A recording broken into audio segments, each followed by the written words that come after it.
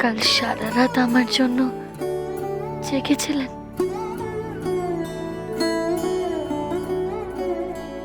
শুধু শুধু জেগে থাকা? মাথা ধুয়ে দেওয়া থেকে শুরু করে কপালে জলপট্টি দেওয়া, ওষুধ খাওয়ানো, বারবার টেম্পারেচার মেপে দেখা,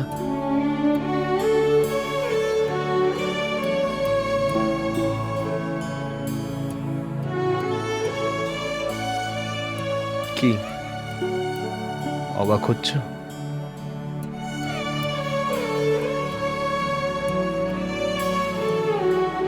আমি তো ভাবতেও পারিনি আমি অসুস্থ বলে মা নিজে থেকে আমার মাকে ফোন করে এই বাড়িতে ডেকেছেন। তুমি তো জানো মৌরি, বাইরে থেকে শক্ত হলেও ভেতরে ভেতরে যে ঠিক কতটা নরম। তোমার দাদাও তো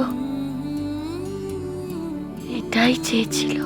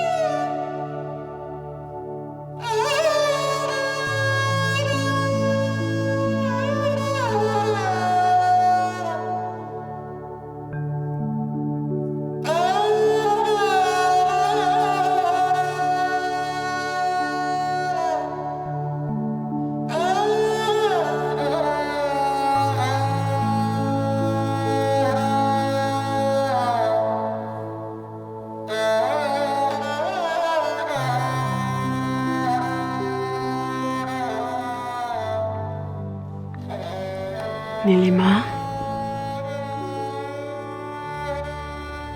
আজ অনেক দিন পর নিজেকে খুব হালকা লাগছে না?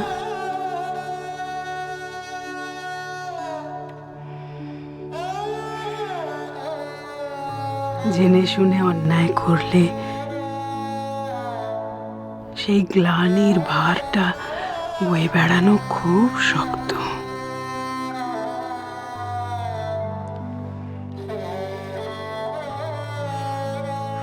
তুমি আজ মৌরির মাকে তার যোগ্য সম্মান দিয়েছ, জানো নীলিমা?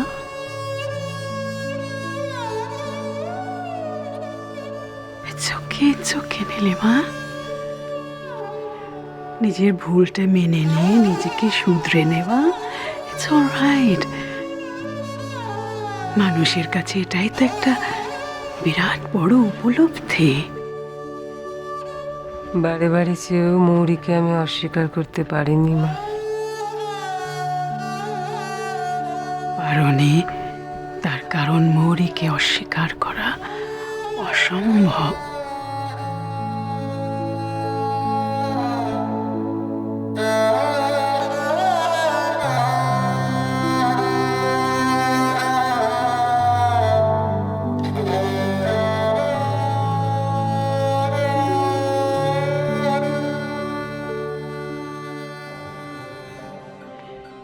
তাই যতবার তুমি নিখিলের কথা ভাবো অমনি মৌরি চলে আসে। মৌরি চলে আসবেই নিখিলের পাশে। তুমি আমি কে ওদের আলাদা করার, নীলিমা? এত ভালোবাসতাম মৌরি আর নিখিল একে অন্যকে। এখনো মৌরি নিখিলকে ভালোবাসে। কি করে তুমি মৌরি আর নিখিলকে আলাদা করবে নীলিমা? কি করে তুমি মৌরিকে দূরে সরিয়ে দেবে? মা, আমি আর মৌরিকে দূরে সরাতে চাই না মা। মৌরির ভালোবাসার মধ্যেই যে আমার নিখিল বেঁচে আছে। মৌরি না থাকলে আমি আমার নিখিলকে হারিয়ে ফেলবো মা। আমি বুঝতে পেরেছি মা, এতদিনে আমি বুঝতে পেরেছি এই চরম সত্যিটা, বুঝতে পেরেছি।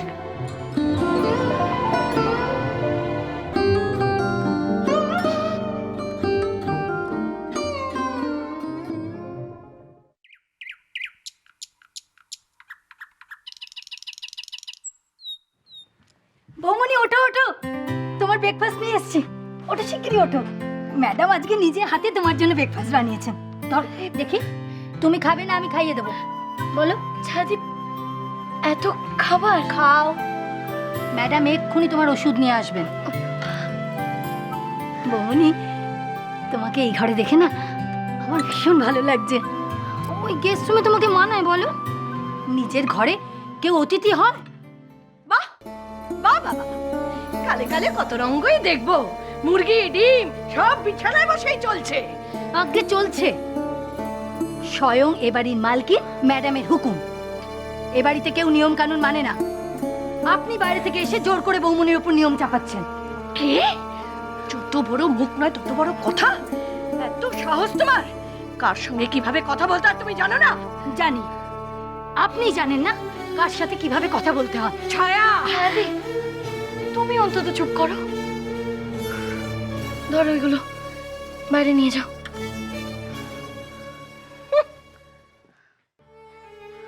বৌমনি, তুমি এগুলো খাবে না বৌমনি?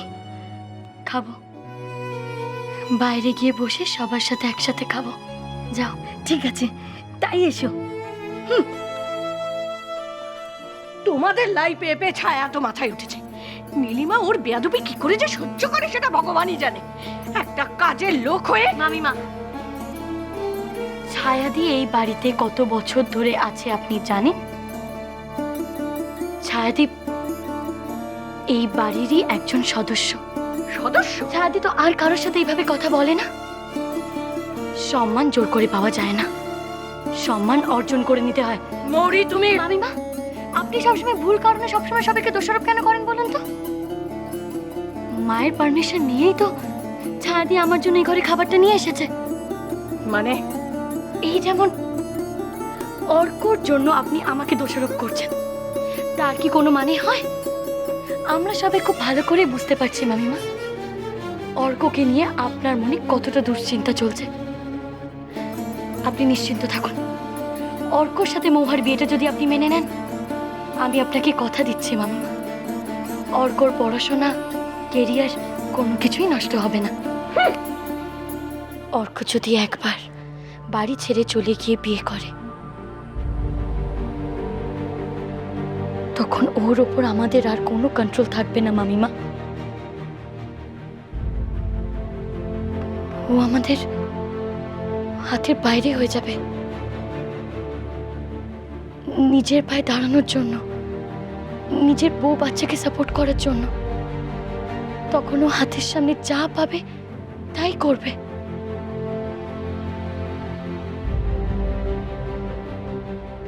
ভেবে দেখুন মামিমা, ছেলেকে সারা জীবনের মতো অনিশ্চিত ভবিষ্যতের দিকে ঠেলে দিতে চান আপনি?